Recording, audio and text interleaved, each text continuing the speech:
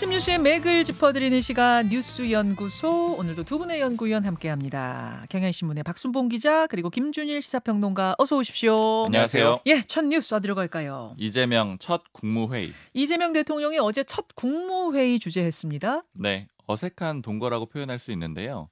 원래 새 정부가 들어서면 이런 현상이 항상 나타나는데 그렇죠. 전 정부 인사하고 새 정부 인사하고 섞여서 국무회의를 하는 그런 상황이었거든요. 네. 초기에 주로 있는 일이죠. 회의 참석자들을 보면은 대부분 다 윤석열 정부 사람들이라고 볼 수 있고요. 그러니까 장관들이 다 그렇습니다. 왜냐하면 지금 국무총리만 지명을 해놓은 상황이잖아요. 네. 그래서 이재명 정부 사람은 그냥 지금 대통령실 인사 4명만 있다라고 봐야 될 것 같아요. 대통령 본인하고 강훈식 대통령 비서실장, 위상락 국가안보실장, 강유정 대변인 이렇게 4명만 있고 나머지는 다 윤석열 정부 사람들이다 이렇게 보시면 됩니다. 그렇죠. 그래서 어제 상황을 이제 어색한 동거라고 말씀드렸는데 이재명 대통령도 실제로 3번이나 어색이라는 단어를 썼습니다. 한번 그 장면 한 부분만 보고 오죠. 네. 어색하죠? 우리 좀 웃으면서 합시다. 그래서 보통은 시나리오 아니면 주제 이런 거 다 정해놓긴 하는데 그런 거 특별히 없어요? 시작하자마자 대통령께서 첫 모두 말씀으로 회의를 시작을 하십니다. 그리고 근데 그렇게 하라고 시키면 되잖아요. 근데 왜 안 하세요? 그걸 진행을 하시라고 했잖아요. 네, 대통령께서 모두 말씀이 있겠습니다. 네. 아직 이 체제 정비가 명확하게 되기에는 상당한 시간이 필요한데 그 시간 동안도 우리 국민들은 어려운 상황에서 고생을 하십니다. 최대한 저는 그 시간을 좀 줄이고 싶고. 예. 어색해요. 어색한 동거. 이 어색한 첫 국무회의였는데 또 이례적인 게 회의 시간이 무려 3시간 40분이나 진행이 됐습니다. 그러니까 오전 10시에 시작을 했는데 오후 1시 40분에 끝이 났거든요. 근데 중간에 휴식도 한 번 없었고 그다음에 주어진 게 물 한 잔, 김밥 한 줄이었습니다. 근데 제가 그 국무회의 참석자한테 분위기가 좀 궁금해가지고 물어봤거든요. 네. 어제. 그랬더니 대통령이 한 번도 화장실을 안 갔다라는 거예요. 어허. 그래서 참석자들도 한 번도 화장실을 다 안 갔다라고 합니다. 아, 모두가 다 몇 시간이요? 4시간? 3시간 40분 이요. 동안 물론 화장실 뭐 한 번도 안 갔어요? 이렇게 뭐 틈새 갔을 수 있는 사람도 있는데 이 참석자 얘기로는 예. 대통령이 안 갔기 때문에 갈 수 있는 그런 분위기는 전혀 아니었다라는 아니, 거예요. 대통령이 안 가도 급하면도 가야죠. 그리고 예. 그 회의 자체가 경제부처밖에 못했다라고 합니다. 그러니까 3시간 40분 동안 길게 했는데 모든 부처를 다 돈 것도 아니거든요. 네. 그래서 이제 분위기 내용 같은 것들은 그 전반적으로 현안 보고를 쭉 들었다라고 보면 되고 모 참석자 같은 경우에는 이렇게 표현을 하더라고요. 국회 본회의장 같았다 뭐 이런 얘기도 하더라고요. 그러니까 이제 예전에 의원 시절 때처럼 이런저런 것들을 전반적으로 다 물어봤다라고 네, 합니다. 네. 어쨌든 좀 일반적인 그런 국무회의 분위기는 아니었다 이렇게 전해지고 있습니다. 네, 네. 또 하나 있었던 일은 이제 헌법재판관 후보자로 지명이 됐었던 권한대행에 의해서 지명됐었던 이완규, 함상훈 후보자 지명 철회했습니다. 네, 어제 국무회의 끝나고 나서 바로 20분 뒤에 지명 철회를 했는데 방금 말씀해주신 이완규 후보자는 법제처장이잖아요. 네. 그러니까 국무회의에도 참석을 했습니다. 그런데 20분 지나서 바로 지명 철회를 했던 거고요. 이 두 사람을 원래 그 한덕수 전 국무총리가 지명을 했었거든요. 그렇죠. 그런데 그때 당시에 좀 논란이 있었습니다. 왜냐하면 대통령의 고유 권한이라고 하는데 권한 대행이 하는 게 맞느냐. 그리고 특히 이완규 법제처장을 두고는 윤석열 전 대통령의 40년직이라는 그런 평가가 있잖아요. 네. 그래서 윤 전 대통령이랑 가까운 사람을 지명한 거 아니냐 이런 논란들이 있었는데 결과적으로는 이재명 대통령이 다 지명을 철회를 했습니다. 그럼 이완규 법제처장은 그 국무회의에 앉아서 3시간 40분 회의한 다음에 마지막에 철회가 된 거예요? 20분 지나서였어요. 그러니까 끝나고 나서. 끝나고 물론 그 나서. 자리에서 지명 철회한다라고 한 건 아니죠. 알겠습니다. 그리고 인선이 있었는데 이재명 대통령이 이한주 국정기획위원장을 임명을 했습니다. 네. 원래 정책실장 후보로도 거론이 됐었거든요. 그런데 이 국정기획위원장으로 임명을 했고요. 국정기획위원회는 쉽게 얘기하면은 인수위원회다 이렇게 지금 대통령실이 설명을 하고 있어요. 지금 인수위가 없는 상황이잖아요. 네. 그 대신하는 그런 조직을 둔 거고요. 네. 예전에 문재인 정부 때도 비슷한 조직이 있었습니다.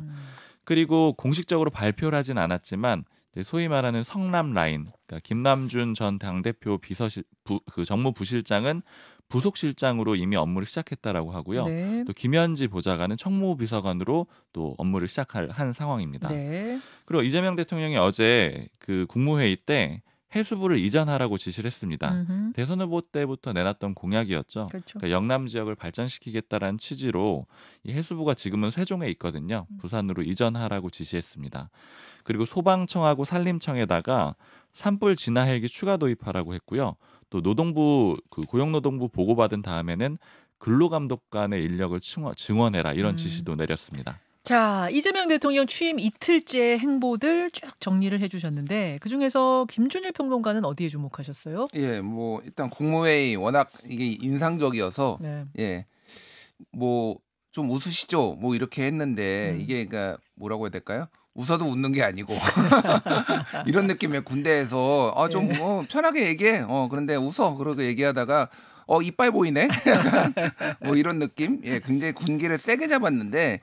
이게 최근에 공무원들 어제 있어서 이제 무덤 같다, 용산 무덤 같다라는 얘기, 그거 그리고 파견됐던 이제 공무원들이 다 원대 복귀한 거를 다시 이제 불렀잖아요. 네, 네. 그러니까 전체적으로 지금 공직 기강이 많이 해이해졌다. 그리고 일을 안 한 지가 공무원들이, 그러니까 일을 안 한다라는 거는 최소한의 현상 유지만 하고 뭔가를 적극적으로 안 한 지가 꽤 된 거예요. 그러니까 이게 비상계엄 때문에도 그렇죠. 그렇고. 네. 사실은 윤석열 정부 때 들어와가지고 윤석열 전 대통령의 리더십 문제가 좀 있었어요. 무슨 얘기냐면은 밑에서 보고를 해요. 그래서 의욕적으로 이런 걸 추진하겠습니다 이랬는데 여론이 안 좋으면은 네. 윤석열 대통령이 그거를 본인이 보고받고 본인이 입으로 발표했으면서도 밑에 장관들이나 뭐 실무자들 막 깨는 소위 말해서 경로 뭐만 있으면 맨날 경로했잖아요. 그러니까 이게 공무원들이 전체적으로 뭔가를 적극적으로 안 하려고 한다. 이런 것들이 좀 관가에 파다했는데 가장 좋은 방법은 어쨌든 장관들을 잡으면은 공무원들이 바짝 긴장을 할 수밖에 없죠. 그런 목적이 좀 있었다 전체적으로. 그렇게 보시는군요. 예, 그렇게 봐야 될 것 같고 지금 이제 뭐 하나씩 인사를 포함해서 여러 가지 조치들이 나오고 있는데 예를 들면은 대통령실 로고를 이제 새로 만들었었잖아요. 윤석열 전 정부에서. 그러니까 바꿨었죠. 바꿨죠. 예, 그러니까 예. 그래서 그거를 다시 지금 청와대로 바꾸는 거를 검토한다. 어제 채널A 보도가 나왔고. 그럼 청와대에서 대통령실 됐던 것을 다시 청와대로 그 말씀인가요? 예, 그러니까 로고를 옛날 오랫동안 청와대 로고를 썼잖아요. 네네. 그거를 대통령실로 바꿨잖아요. 그랬어요. 그걸 다시 청와대로 근데 언제 바꾸는지 시점은 모르겠어요. 근데 어쨌든 지금 청와대로 다시 이전하는 것과 검토하면서 로고도 뭐 선제적으로 지금 바꾸는 거 얘기 나오고 있고 그렇군요. 인사 검증을 지금 법무부 산하의 인사정보관리단 이쪽에서 했잖아요. 예. 근데 이제 부실 인사 검증 뭐 논란들이 많이 있어서 이거를 다시 이제 민정수석실로 가져오는 거. 그 인사검증도 법무부로 윤석열 정부 때 넘어갔던 건데 네. 다시 대통령실이 가져오는 걸로 예, 그런 식으로 지금 얘기가 돌리고 있네요. 좀. 예, 그냥 확실히 결정된 건 아닌데 검토하고 있다라는 거니까 윤석열 정부 때 무리하게 추진을 했거나 했지만 평이 안 좋은 것들을 다 원상회복 이제 하는 이런 조치들이 계속 나오고 있습니다.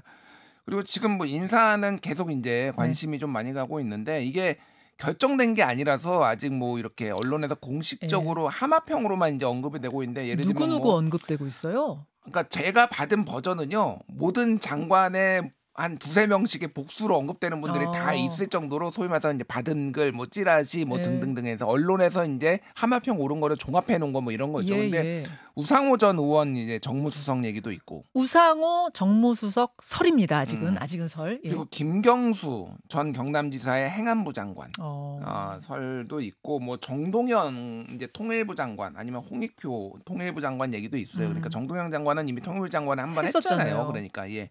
뭐 그리고 뭐 정은경 복지부 장관, 전 질병관리청장 뭐 등등해서 굉장히 많은 뭐 예를 들면 해수부 장관의 전재수 의원 뭐 이름도 뭐 거론되고 있고 굉장히 많은 이름들이 지금 거론되고 있습니다. 그래서 일단 이 비명계 쪽에서도 입각이 될 것이냐, 뭐 박용진 의원 이름도 예를 들면은 뭐 이건 썰인데 중기부 장관의 박용진 의원 전 의원 얘기도 있어요.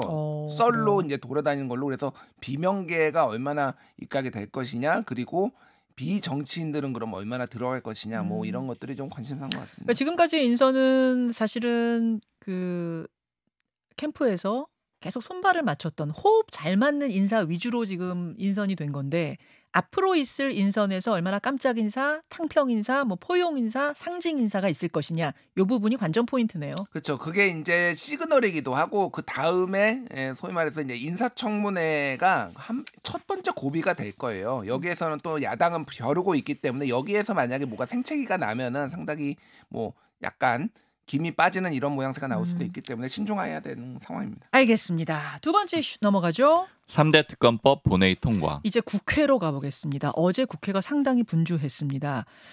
윤석열 정부에서 거부권으로 무산됐던 3대 특검법이 어제 모두 통과됐죠. 네. 어제가 이재명 대통령 취임 후 첫 본회의고 취임 후 이틀 만이잖아요. 네. 그러니까 본회의에서 바로 3대 특검법이 민주당 주도로 통과가 됐습니다. 3대 특검법이라고 하면 내란 특검법, 김건희 특검법, 최상병 특검법 3개를 얘기하는 거고요. 네. 이제 말씀해 주셨던 대로 모두 윤석열 정부에서 거부권으로 무산됐던 법안들입니다. 그 이례적인 지점이 두 가지가 있는데 일단 3개 특검이 동시에 처리해서 진행되는 이런 일 처음 있는 일이죠. 동시에 그러니까 법안만 통과되고 순차적으로 하는 게 아니라 특검도 동시에 돌아가는 거예요? 시점은 좀 봐야 되는데요. 왜냐하면 특검 구성 같은 것들은 서로 다를 수가 있거든요. 왜냐하면 예. 파견 검사도 어떻게 구성할지 이런 것들은 다르니까 시점은 다를 수 있는데 제가 이걸 지금 왜 질문드리냐면은 3개 특검 모두 합하면 파견 검사의 수가 120명이에요. 네.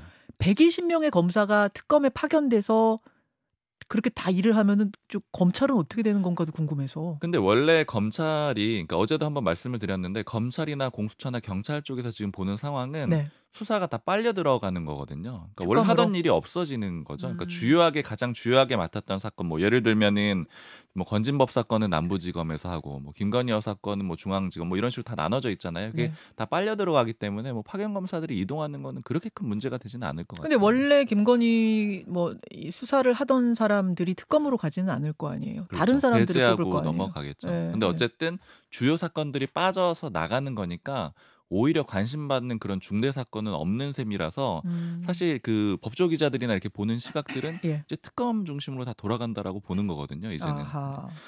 그래서 방금 말씀해주신 두 번째 이례적인 지점은 바로 파견 검사만 120명이라는 건데, 그러니까 지방검찰청 2개를 합한 수준이에요. 그리고 뭐 공수처랑 비교하면은 뭐 10배 정도 엄청나죠. 수준이라고 봐야 되는 그런 수준입니다. 예, 예.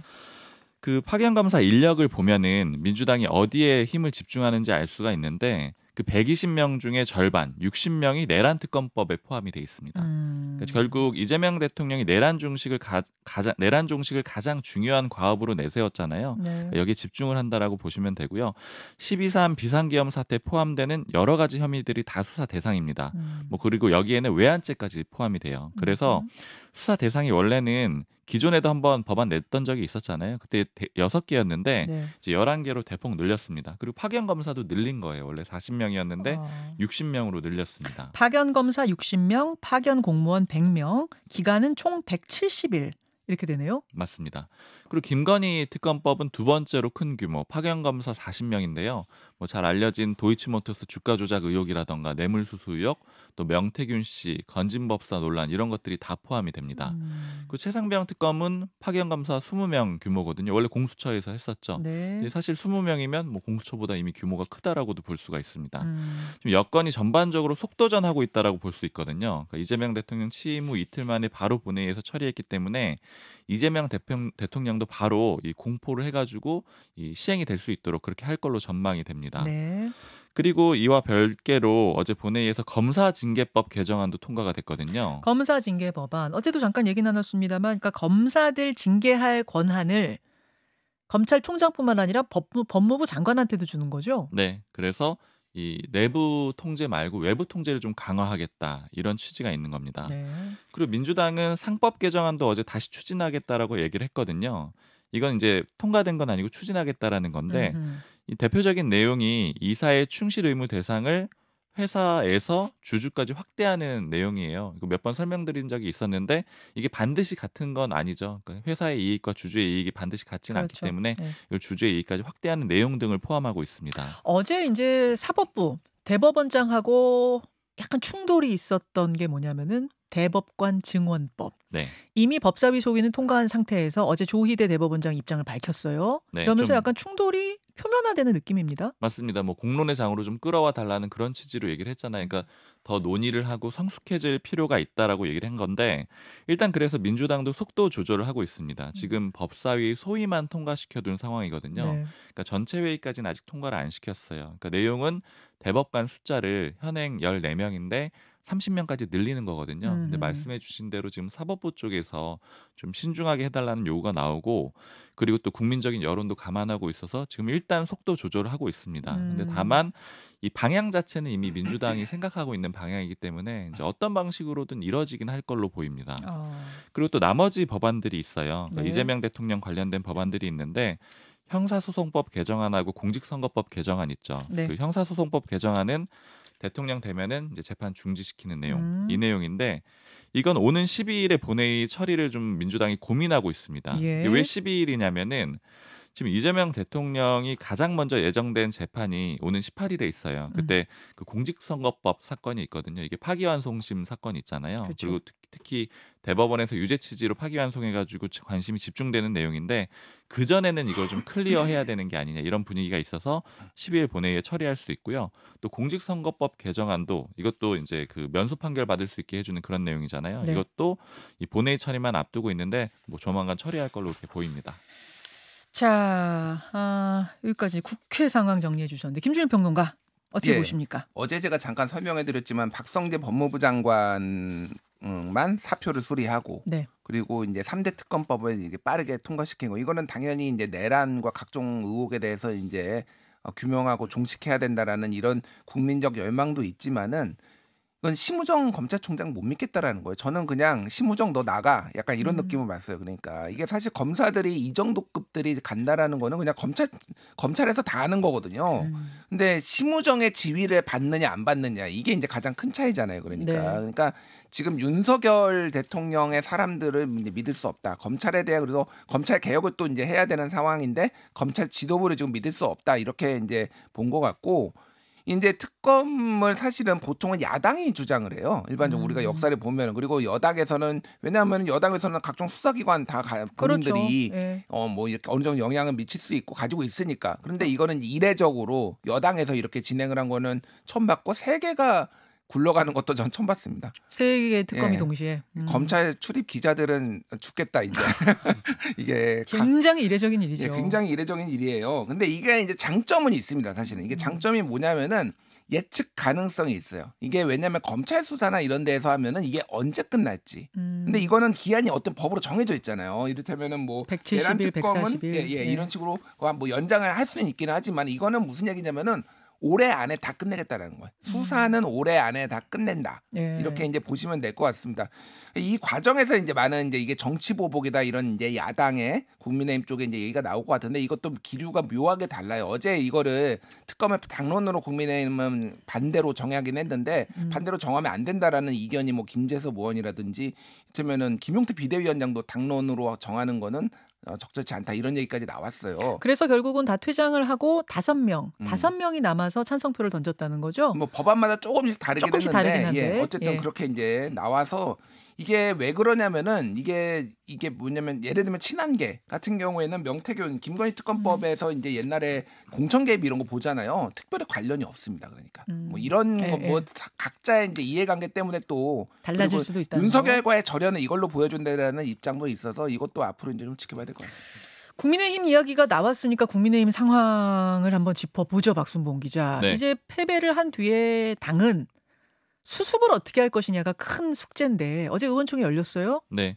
국민의힘 지도부가 사퇴를 했습니다. 그러니까 대표적으로 권성동 원내대표가 의원총회에서 사퇴를 했는데 일단 대선 패배에 대해서 이렇게 규정을 했어요. 예. 12.3 비상계엄 사태, 대통령 탄핵에 대한 준엄한 심판을 받은 거고 또 거기를 넘어서 지난 3년간의 그 집권 여당으로서의 총체적 심판을 받았다 이렇게 평가를 했습니다. 일단 전체적으로 다 잘못했다는 취지로 얘기를 한 거고요.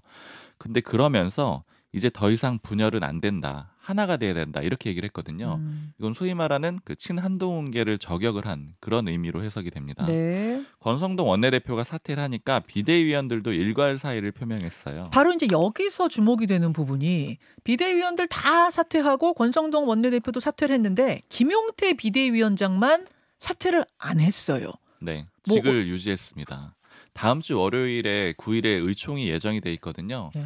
그때 김용태 비대위원장의 직에 대해서 다시 한번 논의를 하겠다라고 하는데 일단 김용태 위원장의 입장은 예. 유지하겠다라는 거거든요. 제가 그쪽에 물어보니까 예. 일단 좀 당이 혁신하고 안정화될 때까지는 자기가 자리를 좀 지켜야 되는 게 아니냐. 그러니까 원내대표도 없는데 비대위원장까지 없는 상황은 좀 막아야 되는 게 아니냐 이런 입장인데 다만 지금 당내에서 좀 말들이 많아요. 왜냐면은 지금 예전에 보면 당대표 같은 경우에는 최고위원들이 사퇴를 하면은 지도부가 붕괴되면서 당대표도 자연스럽게 직을 잃게 됐었잖아요.